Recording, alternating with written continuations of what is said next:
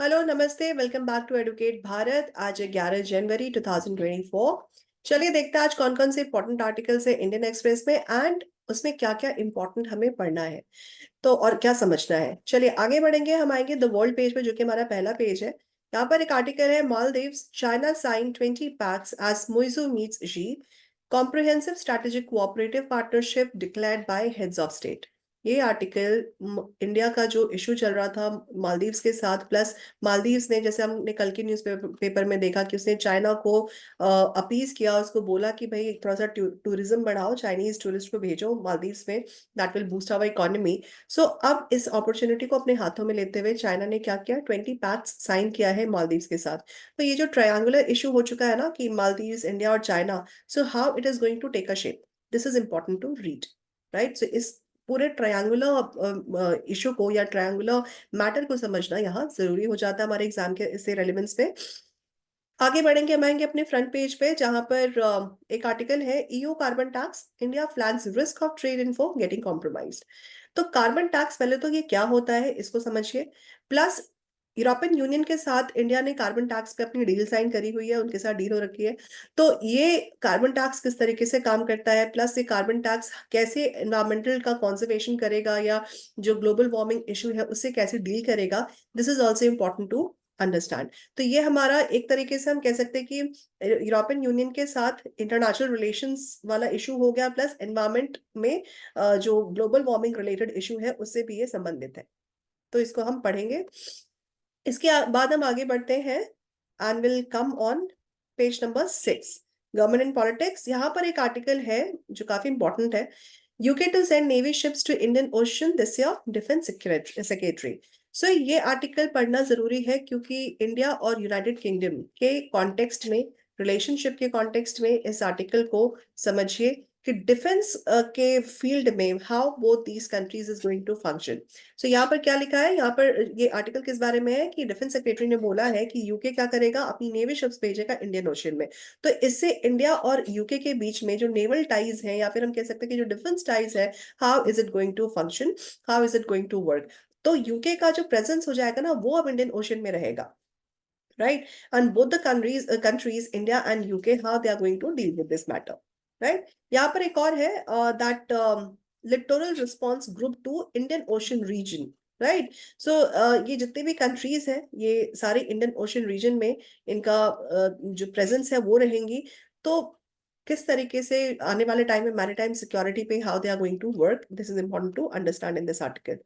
Will move on next page, now will come on page number 8। यहाँ पर एक article है, bad weather report confirmation that 2023 was hottest year should lend urgency to decarbonisation, efforts to plug gaps in the renewable energy. तो global warming की वजह से क्या हुआ कि 2023 जो था वो इंडिया में हॉटेस्ट ईयर डिक्लेयर किया गया है। तो ये एक कह सकते हैं कि बहुत ही गंभीर मुद्दा है, गंभीर इशू है।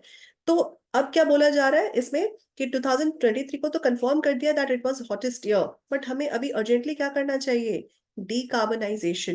We need to move towards decarbonisation, कि कार्बन कंटेंट को एकदम से कम करो। और जो गैप है ना रिन्यूएबल एनर्जी की को कंजर्व करने में या उसको बनाने में, so that we need to fill it up as soon as possible. So इसके कॉन्टेक्स्ट में ये आर्टिकल पढ़ना है।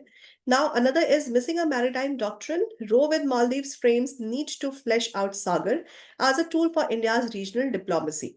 तो ये आर्टिकल अभी तक का मैं कह सकती हूँ कि आज काफी इंपॉर्टेंट आर्टिकल है आज के पेपर में, तो इसको आप पढ़िए क्योंकि इसमें बहुत सारी एनालिसिस दी गई हुई है। जैसे कि यहाँ पे स्ट्रैटेजिक डिमेंशंस के बारे में बात किया गया कि इंडिया और मालदीव्स के बीच में स्ट्रैटेजिकली किस तरीके से they need to deal with the situation and how strategically they are important with each other. जो मैंने ट्रायंगुलर इशू बोला है, India, Maldives and China, so how is it going to affect, ठीक है। तो ये आर्टिकल हमें पढ़ना जरूरी है, इसके सारी जो भी टेक्निकलिटीज हैं regarding population of Maldives, then India का जो लक्षद्वीप वाला जो हम कह सकते हैं डेमोग्राफी प्लस जो इकोनॉमिक डेवलपमेंट इशू है, तो उससे हम कैसे इसको कोरिलेट कर सकते हैं, कनेक्ट कर सकते हैं, प्लस चाइना के साथ जो मालदीव्स की डील साइन हुई है, so how it is going to impact, right.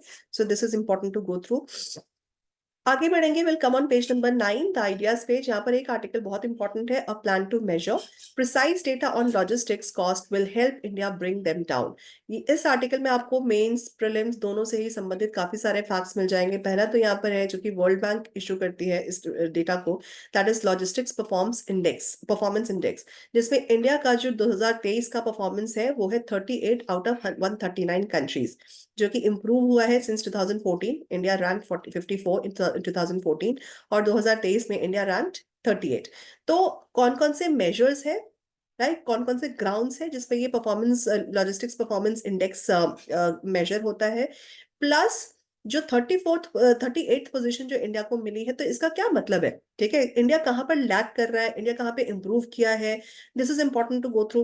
Plus यहाँ पे एक पीएम गति शक्ति स्कीम लिखी हुई है, तो ये स्कीम ना गवर्नमेंट पॉलिसी, ये इंपॉर्टेंट है एग्जाम से के रेलेवेंस में, तो आपसे गवर्नमेंट पॉलिसी पूछी जा सकती है, ठीक है, to improve logistics and how logistics is going to help India trade, right, या इंडिया की इकोनॉमिक ग्रोथ में। सो ये बहुत अच्छा आर्टिकल है, इसको आप पढ़ेंगे। आगे बढ़ते हैं हम, and will come on page number 10, that is express, right, express network.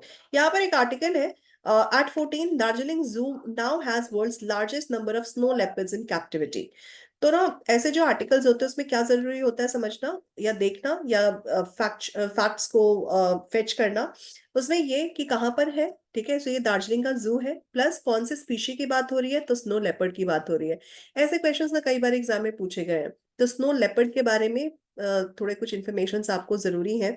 Plus यहाँ पर एक जैसे नाम मेंशन है, पद्मजा नायडू हिमालयन जूलॉजिकल पार्क, ठीक है, तो ये कहाँ पर लोकेटेड है, this is important to have a note. Snow leopard का जैसे मैंने बताया कि उनका हैबिटेशन, उनका फीचर्स, ठीक है, उनका पॉपुलेशन, जो भी न्यू इन्फॉर्मेशन है, that is important to have a note of. आगे बढ़ेंगे, हम आएंगे 11 पेज नंबर पे, विच इज इकोनॉमिक पेज।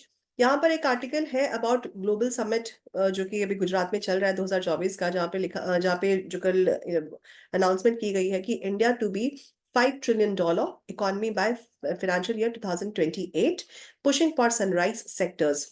देखो ये सनराइज सेक्टर क्या है, ठीक है, सनराइज जैसे सनराइज होता है ना कि सन अपने होराइजन से बाहर आता है, वैसे ही कुछ सेक्टर्स, इकोनॉमिक सेक्टर्स होते हैं जो कि इमर्जिंग सेक्टर्स होते हैं, ठीक है, तो उन सनराइज सेक्टर्स के बारे में आपके पास इंफॉर्मेशन होना जरूरी है।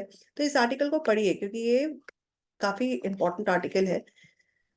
आगे बढ़ेंगे हम, देखेंगे पेज नंबर 12 एक्सप्लेन्ड पेज पे, जहाँ पे एक article important about organ transplantation, why Delhi high court has prescribed 6 to 8 week timeline. तो इस आर्टिकल को पढ़ना जरूरी है, समझना जरूरी है, क्योंकि ऐसे क्वेश्चंस ना साइंस एंड टेक्नोलॉजी वाले सेक्शन से पूछे जाते हैं। फिर दूसरा आर्टिकल है फॉरेन पॉलिसी से संबंधित, मालदीव्स वाला इशू है, सो मालदीव्स रो 3 की इश्यूज। तो कौन कौन से की इश्यूज है जो कि इंडिया और मालदीव्स के बीच में है, ठीक है, तो उसको पढ़ना आवश्यक है, इसको समझिए। बहुत ही बारीकी से यहाँ पे बहुत ही सिंपल वर्ड्स में डिस्कस किया गया है कि पहला तो हम दोनों के बीच में या दोनों ही कंट्रीज के बीच में स्टेक पर क्या है, ठीक है। दूसरा क्वेश्चन है कि this is important to know that why India needs Maldives, and third is why Maldives need India, ठीक है। तो ये बहुत ही इंपॉर्टेंट आर्टिकल है इंडिया इंडिया मालदीव्स के रिलेशनशिप को समझने के लिए। इसके बाद income versus price support, price deficiency, payment options for MSP.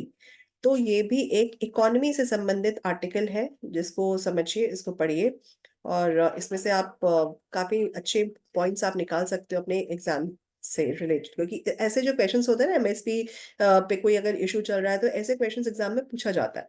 तो it is important to go through price deficiency क्या है, ठीक है, एज डेफिशिएंसी मींस व्हाट, की कमी किसी चीज में, तो यहाँ पर किसमें कमी है, एमएसपी का पेमेंट जो होता है उसमें प्राइस डेफिशिएंसी है।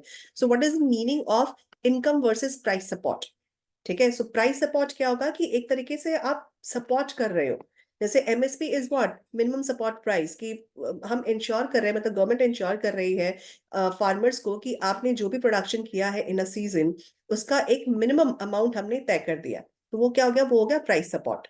इनकम क्या होगा कि उसको बेच करके जो फार्मर अपना पैसा कमा रही है, that is what the income. So what is, so this article is important to have a look, right, so आप इसको पढ़ लेंगे।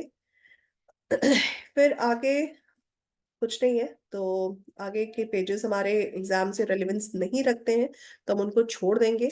This is all in today's newspaper. तो आई होप आपका टाइम आज सेव हो सकता है। So thank you so much, have a nice day, bye bye, take care, and do not forget to follow us on Telegram and YouTube. Have a nice day.